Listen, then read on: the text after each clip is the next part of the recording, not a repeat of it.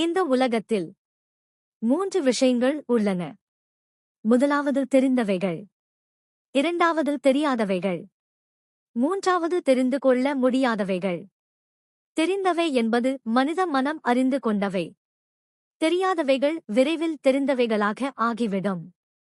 ஆனால் இந்த இருப்புலகின் அடித்தளம் தெரிந்து கொள்ள முடியாத விஷயமாக உள்ளது. மனிதன் இந்த இருப்புலகின் ஒரு பகுதி. ஒரு பகுதி எப்படி அதன் முழுமையை அறிந்து கொள்ள முடியும்?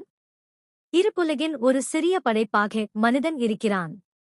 இருப்புலகின் துடிப்பாக, ஒரு அலையாக அவன் இருக்கிறான்.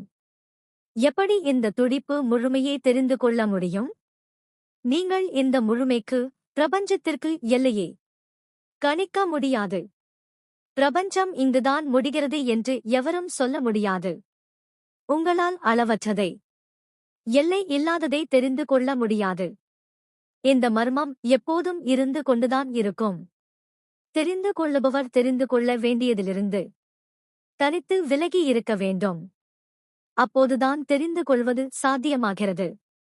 ஆனால் தெரிந்து கொள்பவர் தனி ஆளாக இல்லை. இந்த இருத்தல் அவருள் பாய்ந்து நிரப்புகிறது. நீங்கள் ஒரு அலையாக இருக்கின்றீர்கள்.